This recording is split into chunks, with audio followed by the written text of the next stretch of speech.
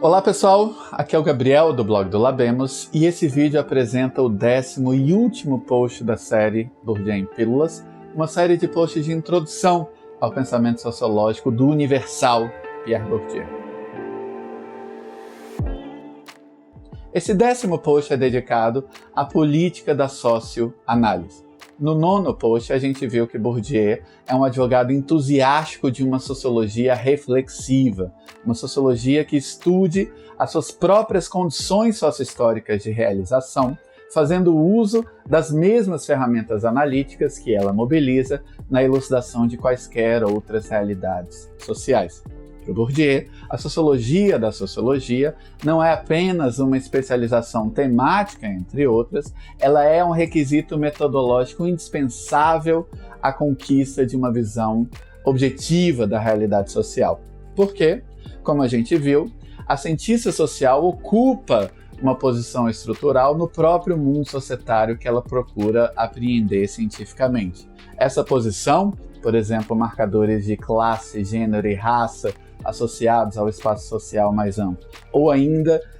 pressupostos cognitivos relacionados à sua posição particular nesse campo de produção simbólica que é a ciência social, enfim, todo esse conjunto de posicionamentos estruturais influencia a visão da própria realidade social que ela pretende estudar. No entanto, graças a um conhecimento sociológico dessas determinações sociais que influenciam a sua própria subjetividade individual, a socióloga ganha a chance de se libertar na prática, pelo menos parcialmente, em relação a esses determinismos e assim caminhar na direção de uma visão menos enviesada, menos distorcida,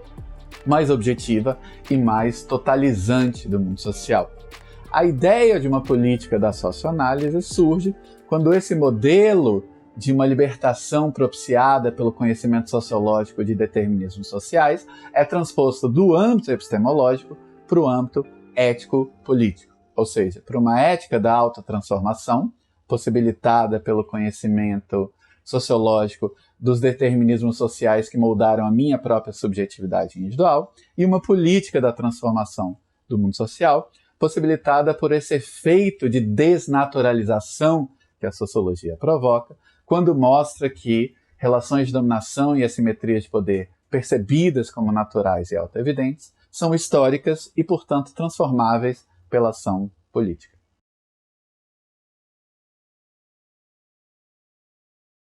Na 4ª pílula, a gente viu que a principal noção que o Bourdieu possui para investigar a mudança social é o conceito de efeito de esterese. A esterese ocorre quando há uma quebra ou ruptura na cumplicidade ontológica entre disposições subjetivas e condições objetivas, entre aptos e campo no sentido mais amplo da palavra. Quando Bourdieu analisa um caso particular de esterese relativo às condições que desembocaram no movimento estudantil de maio de 68 na França, o Bourdieu nota que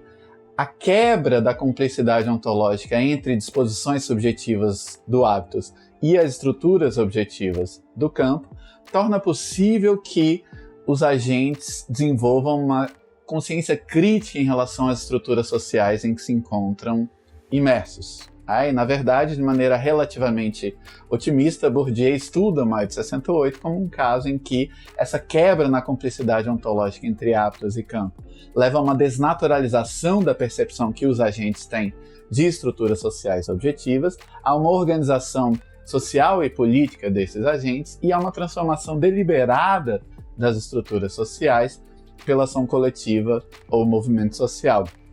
E essa reflexão do Bourdieu é relevante não somente para a sua teoria da mudança social, ela é também relevante para a sua teoria dos motores subjetivos da conduta humana. Como a gente viu na 3ª e na 4ª pílulas, Bourdieu foi um crítico persistente de visões intelectualistas da ação social, visões que exageravam o grau em que os motores subjetivos da conduta em sociedade é explicitamente articulado e refletido na mente dos agentes. No entanto, o que essa análise de maio de 68 prova é que o Bourdieu não negava a existência de ações movidas por deliberações reflexivas, pela consideração consciente de cursos alternativos de conduta,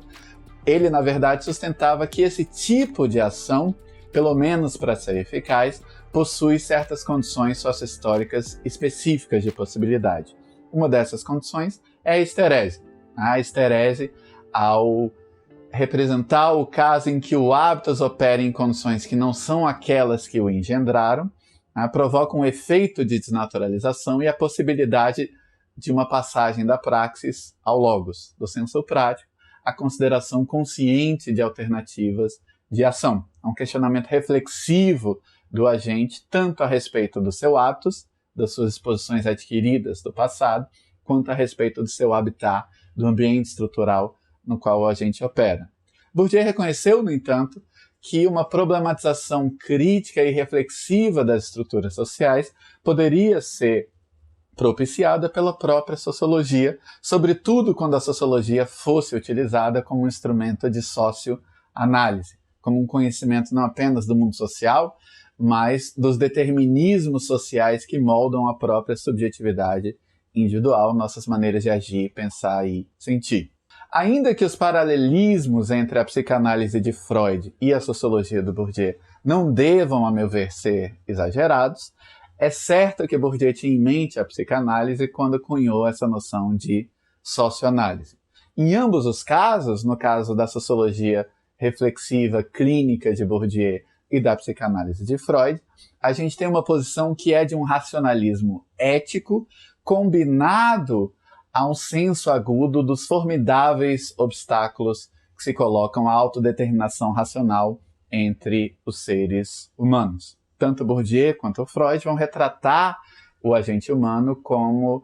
movido por forças interiores que ele não compreende nem controla bem.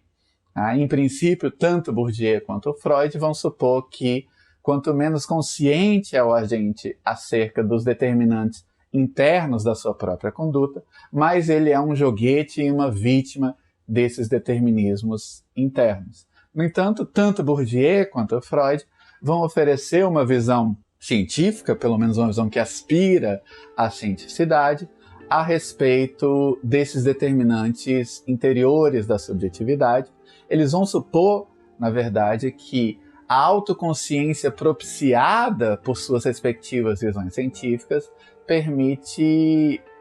alargar o nosso senso de determinismos. Na verdade, eles vão dizer que a psicanálise de um lado e a socioanálise de outro são instrumentos pelos quais a consciência pode se expandir para domínios onde até então ela não operava na própria subjetividade individual. O lema da psicanálise freudiana é onde havia id que passe a haver ego. E mais do que isso, é a partir da expansão da consciência a respeito dos próprios determinismos intrasubjetivos que a consciência ganha alguma chance de liberdade em relação a esses determinismos. Esse é também o projeto da sociologia reflexiva do Bourdieu, ainda que Bourdieu persiga um inconsciente distinto. Bourdieu gostava muito da frase de Durkheim, que ele colocou na epígrafe de Homo Academicus, segundo a qual o verdadeiro inconsciente é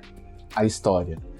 Como a gente viu na teoria do hábitos, o hábitos é a história feita corpo. Isso significa que a autoanálise sociológica, a análise sociológica de si próprio, possibilitada pela abordagem de Bourdieu, é uma análise mediante a qual o indivíduo se descobre como história feita corpo, como ser socialmente moldado nos domínios mais íntimos da sua subjetividade, das suas propensões a agir, pensar e sentir de determinadas formas. Assim como acontece com a psicanálise, esse processo de expansão da autoconsciência pode ser tremendamente desconfortável e doloroso. Assim como Freud afirmou a respeito da psicanálise, Bourdieu vai sustentar que é possível que o agente resista ativamente à descoberta de certos aspectos de si próprio, na medida em que a socioanálise, por exemplo, mostra ao indivíduo que ele é menos livre do que pensava ser, mais determinado do que pensava ser, menos único e singular do que pensava ser e mais banal do que pensava ser. No entanto, tanto Freud quanto Bourdieu vão sustentar que esse trabalho de autoconhecimento propiciado por instrumentos científicos é um passo indispensável a uma relativa emancipação, um ganho de autonomia e autodeterminação racional. No caso do Bourdieu, como a gente viu, a sociologia propicia o conhecimento de determinismos sociais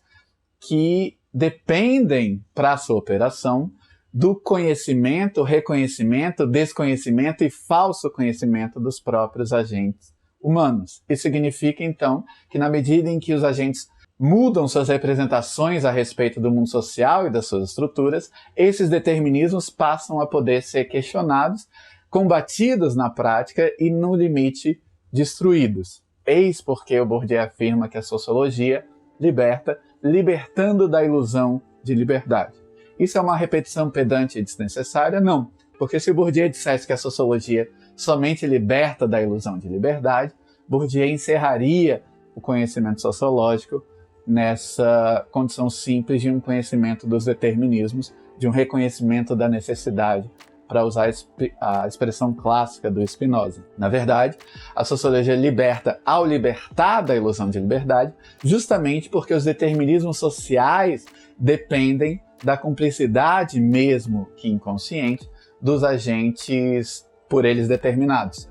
De maneira que a expansão da consciência crítica a respeito de determinismos sociais abre espaço para um combate prático a esses determinismos. E esse combate, como eu mencionei, é tanto relativo a uma ética da autotransformação subjetiva quanto a uma política da transformação do mundo social.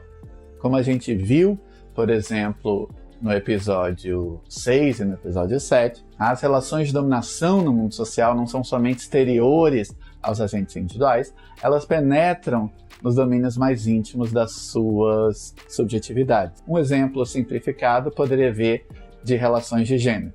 Digamos que, em uma certa sociedade, os homens possuem um monopólio total ou quase total da fala pública, por exemplo, em reuniões de trabalho, em assembleias políticas ou mesmo em ocasiões informais. Esse monopólio da fala pública é uma propriedade estrutural daquela sociedade, mas que se impõe aos indivíduos socializados segundo os papéis de gênero vigentes ali. Por exemplo, é possível imaginar, então, uma menina que, nas situações em que busca falar publicamente, sofre a reprimenda e a punição da sociedade em que está imersa. E é possível que, com essa socialização,